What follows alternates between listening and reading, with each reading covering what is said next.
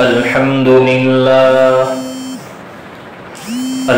لله وكفى وسلام على عباده الذين اصطفى أما بعد فأعوذ بالله من الشيطان الرجيم بسم الله الرحمن الرحيم ما آتاكم الرسول فخذوه وما نهاكم عنه فانتهوا واتقوا الله إن الله شديد العقاب صدق الله مولانا العظيم. درود شریف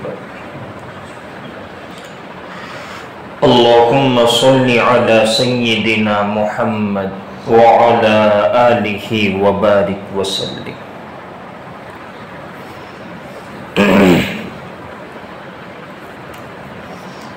اللہ تبارک و تعالی قرآن میں فرماتے ہیں ما آتاکم الرسول فخذوا، کہ اللہ کے نبی جس چیز کا تمہیں حکم کرے اس پر عمل کرو، یعنی جس چیز کی نصیحت کرے اس نصیحت کو مضبوطی سے پکڑ لو. وَمَا نَهَاكُمْ عَنْهُ فَانْتَهُوا، اور جس چیز سے روکے اس سے رک جاؤ. وَاتَّقُوا اللَّهَ، اور اللہ سے ڈرتے رہو. إِنَّ اللَّهَ شَدِيدُ الْعِقَابِ، بے شک اللہ کی پکڑ سخت ہے. کہیں ایسا نہ ہو کہ اللہ کے نبی کی نصیحتوں پر عمل نہ کرنے کی وجہ سے اللہ ہماری پکڑ کر دے. اس لیے اللہ سے ڈرتے رہنا ہے اور اللہ کے نبی کی جو نصیحتیں ہیں اس پر عمل کرتے رہنا ہے. اب اللہ کے نبی صلی اللہ علیہ وسلم کچھ نصیحتیں فرماتے ہیں. ایک مرتبہ اللہ کے نبی صلی اللہ علیہ وسلم آئے، تشریف لائے، صحابہ کرام کا مجمع ہے. تو اللہ کے نبی صلی اللہ علیہ وسلم نے صحابہ سے یہ بات فرمائی کہ تم میں سے کوئی ہے ایسا جو میری نصیحتوں کو یاد رکھے، پھر اس پر عمل کرے اور اس کو لوگوں تک پہنچائے. تو صحابہ کرام میں سے سب سے پہلے حضرت ابو ہریرہ رضی اللہ تعالی عنہ نے انگلی اٹھائی کہ یا رسول اللہ صلی اللہ علیہ وسلم، میں آپ کی نصیحتوں کو یاد رکھوں گا، اس پر عمل بھی کروں گا اور اسے دوسروں تک پہنچاؤں گا بھی. اب اللہ کے نبی صلی اللہ علیہ وسلم نصیحت کر رہے ہیں، بڑی زبردست نصیحتیں ہیں، دھیان سے سننا. اللہ کے نبی فرماتے ہیں ابو ہریرہ اتق المحارم تکن اعبد الناس، یہ پہلی نصیحت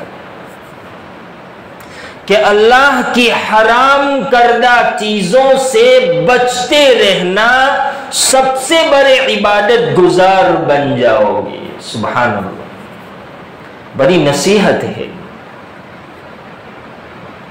کہ اللہ کی نافرمانیوں سے بچ کر زندگی گزارنے والا یہ سب سے بڑا عبادت گزار.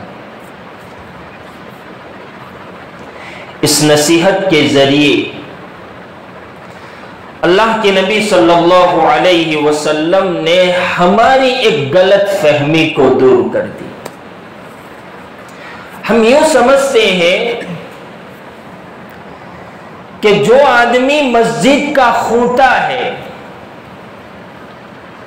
تکبیر اولیٰ کے ساتھ نمازیں پڑھتا ہے، قرآن کی تلاوت پابندی سے کثرت سے کرتا ہے، اللہ کا ذکر بھی خوب کرتا ہے، نوافل بھی پڑھتا ہے، تہجد کا پابند ہے، اوابین کا پابند ہے، چاش کا پابند ہے،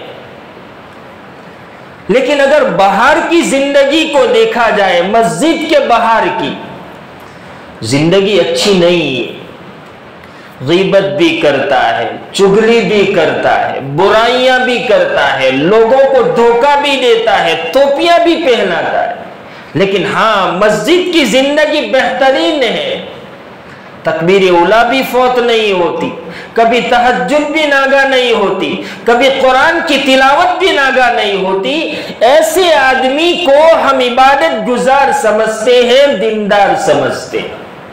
اللہ کے نبی نہ کہتے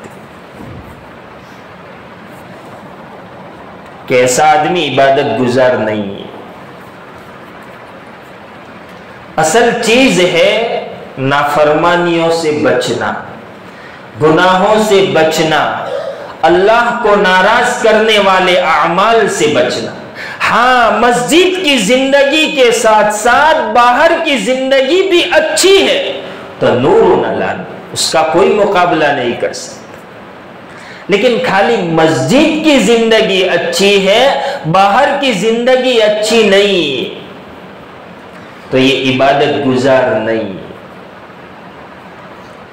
ہم جس کو عبادت گزار سمجھتے ہیں، دیندار سمجھتے ہیں، اللہ کے نبی اس نصیحت کے ذریعے ہمیں سمجھا رہے ہیں کہ تم جس کو عبادت گزار سمجھتے ہو وہ عبادت گزار نہیں ہے۔ ہاں ایک آدمی ہے بس فرائض کی پابندی کرتا ہے، نوافل بھی نہیں ہے، قرآن کی تلاوت بھی اتنی زیادہ نہیں، نہ اوابین پڑھتا ہے، نہ چاش پڑھتا ہے، نہ تہجد کا پابند ہے، ہاں لیکن اللہ کی نافرمانیوں سے بچتا ہے، گناہوں سے اپنے آپ کو بچاتا ہے، اللہ کو ناراض کرنے والے اعمال سے بچاتا ہے۔ اللہ کے نبی فرماتے ہیں یہ آدمی سب سے بڑا عبادت گزار ہے۔ دیکھیے ایک بات ہمیشہ یاد رکھنا، نوافل کا پڑھنا اتنا ضروری نہیں ہے جتنا گناہوں سے اپنے آپ کو بچانا ضروری ہے، یہ اصل ہے۔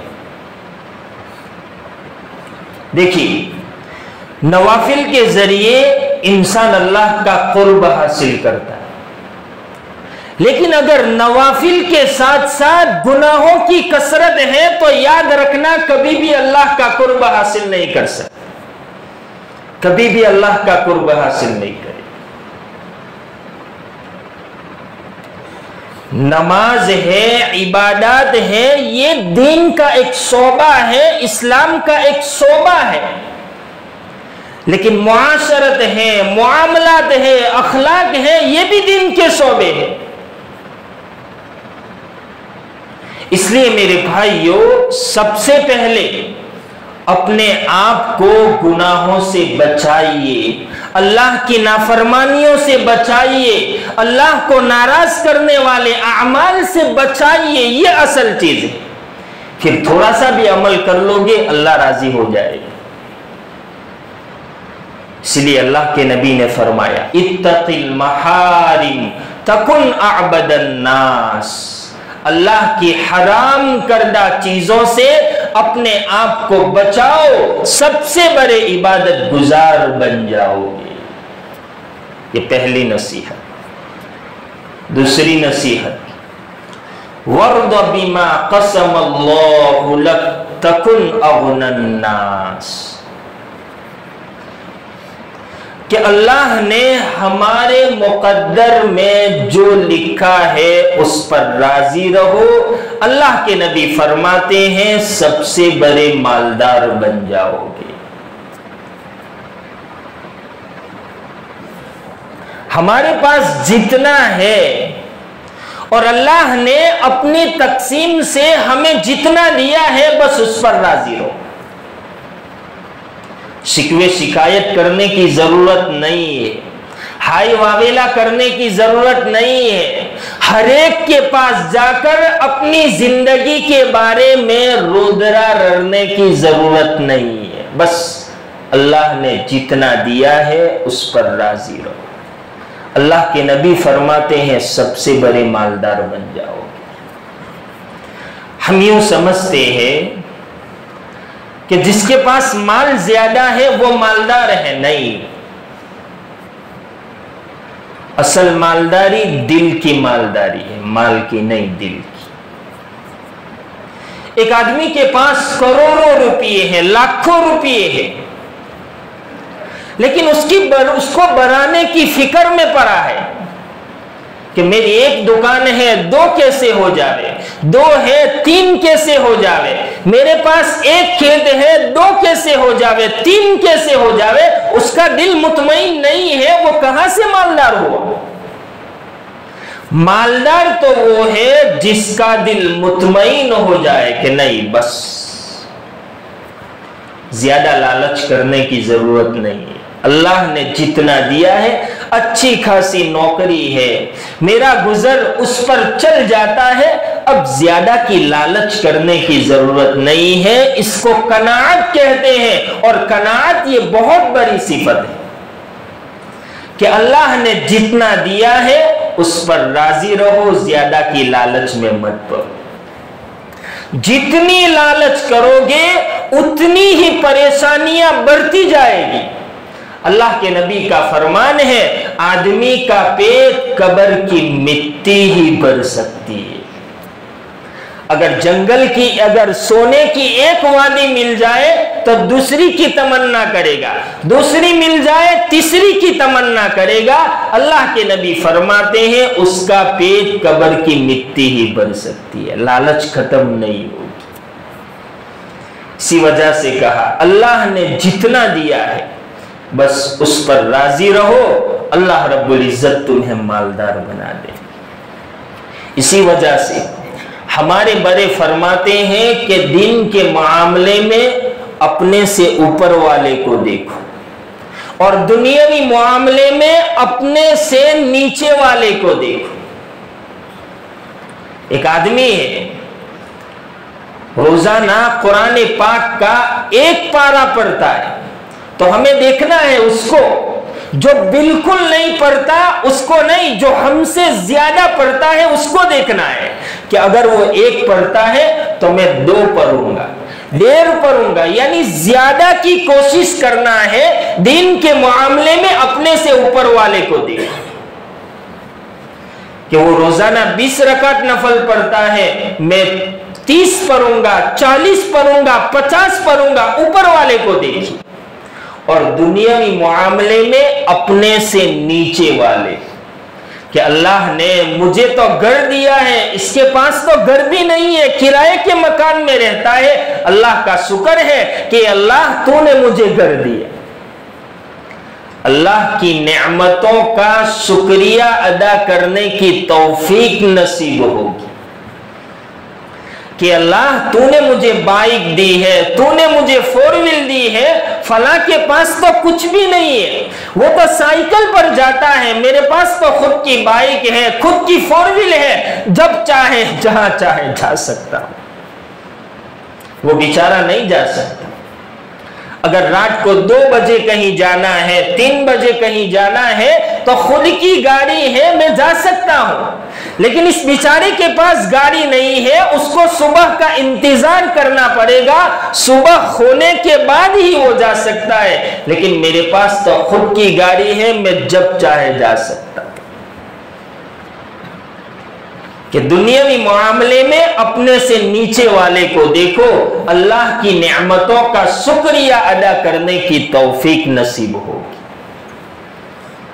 شیخ سعدی رحمت اللہ علیہ ایک مرتبہ جا رہے تھے، پیر میں جوتے نہیں ہیں، ننگے پیر ہیں.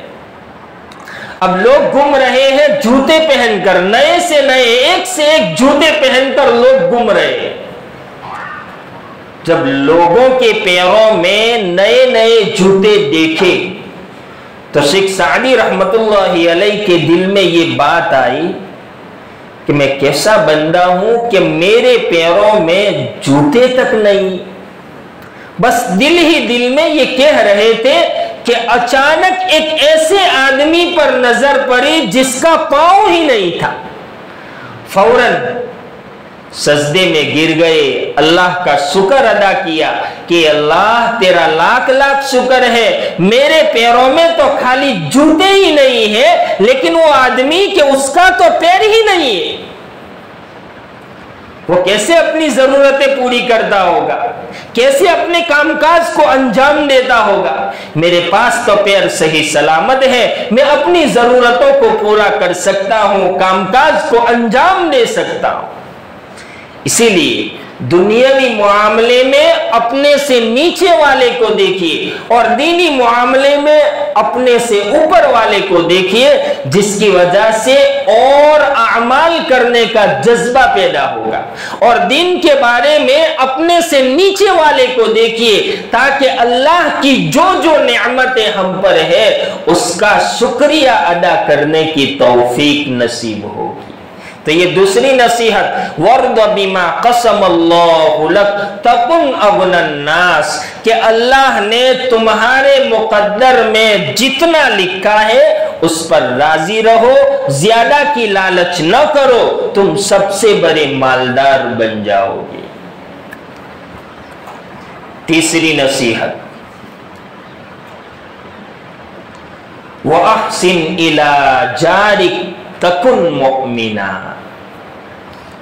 کہ اپنے پڑوسیوں کے ساتھ, محلے والوں کے ساتھ, گاؤں والوں کے ساتھ, رشتہ داروں کے ساتھ, ماں باپ کے ساتھ اچھا سلوک کرو, صحیح معنی میں مومن بن جاؤ. یہ بہت بڑی نصیحت ہے, بہت بڑی نصیحت ہے. ایک شخص اللہ کے نبی صلی اللہ علیہ وسلم کے پاس آیا اور فرمایا, یا رسول اللہ صلی اللہ علیہ وسلم, یہ روایت فضائل اعمال میں بھی موجود ہے کہ ایک عورت ہے, دن کی پابند ہے, تہجد گزار ہے, نمازوں کی پابند ہے, لیکن پڑوسیوں کے ساتھ اچھا سلوک نہیں کرتی. اللہ کے نبی نے فرمایا وہ جہنمی. پھر فرمایا ایک شخص ہے جو فرائض کا پابند ہے, فرض نمازیں پڑھتا ہے, روزے رکھتا ہے, حج کرتا ہے, اس کے علاوہ زیادہ عمل نہیں کرتا, لیکن ہاں پڑوسیوں کے ساتھ, رشتہ داروں کے ساتھ, گاؤں والوں کے ساتھ اچھا سلوک کرتا ہے. اللہ کے نبی نے فرمایا وہ جنت.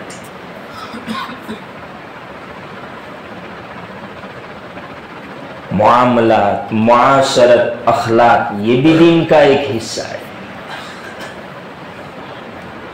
جیسے نماز پڑھنا, عبادت کرنا یہ دین کا ایک شعبہ ہے, اسی طرح یہ بھی دین کا ایک شعبہ ہے. اور قرآن میں معاشرت پر سب سے زیادہ زور دیا گیا ہے, عبادت پر اتنا زور نہیں دیا گیا جتنا زور معاشرت پر دیا گیا ہے. اس کو کوئی دین ہی نہیں سمجھتا, اس کو دین ہی نہیں سمجھتے. حالانکہ کسی سے میٹھے لفظوں میں بات کر لینا میرے بھائیوں 1000 نفلوں پر باری ہے. میٹھے بول سے بات کرنا, یہ صفت ہم میں نہیں ہے. جس کے بھی ساتھ چاہے کروا لہجہ اختیار کرتے, اور ہماری زبانوں سے بس دوسروں کو تکلیف ہی پہنچی ہے, فائدہ نہیں پہنچتا. حالانکہ میٹھا بول بہت بڑی نعمت ہے, کل قیامت کے دن پتا چلے گا کہ اس کا کیا اجر ہے. غیبت کا چھوڑ دینا 1000 تسبیح پر باری ہے. غیبت کو معمولی نہ سمجھو, شراب سے بھی خطرناک. ارے شراب تو کیا, زنا سے بھی خطرناک ہے. الاشد من الزنا, الغیبت اشد من الزنا, غیبت زنا سے بھی زیادہ خطرناک. جو نیک لوگ ہوتے ہیں, شیطان ان کو زنا کی دعوت نہیں دیتا.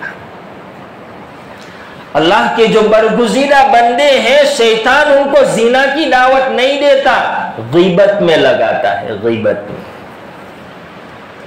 مجلسوں میں بٹھاتا ہے اور غیبتیں شروع کرواتا ہے. اور یہ غیبت اتنی خطرناک چیز ہے جس نے کئی رشتے توڑوا دیے، کئی گھروں کو اجاڑ دیا غیبت نے.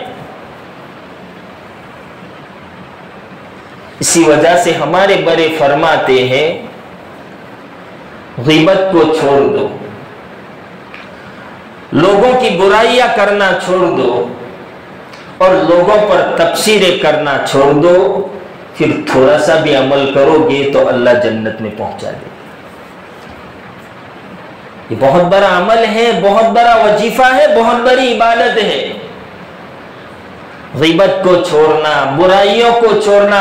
جہاں پر بھی بیٹھتے ہیں کسی نہ کسی کو ٹارگٹ بنا کر اس پر تبصرے شروع کر دیتے ہیں، یہ ہماری عادت ہے. اس کو چھوڑ دو، پھر تھوڑا سا بھی عمل کر لو گے اللہ جنت میں پہنچا دے. ورنہ برائیاں کر کے، غیبتیں کر کے اعمال کا ڈھیر کے ڈھیر لے کر جاؤ گے تب بھی ناکافی ہوگا. اللہ کے نبی سے پوچھا گیا کل قیامت کے دن سب سے بڑا غریب کون ہوگا؟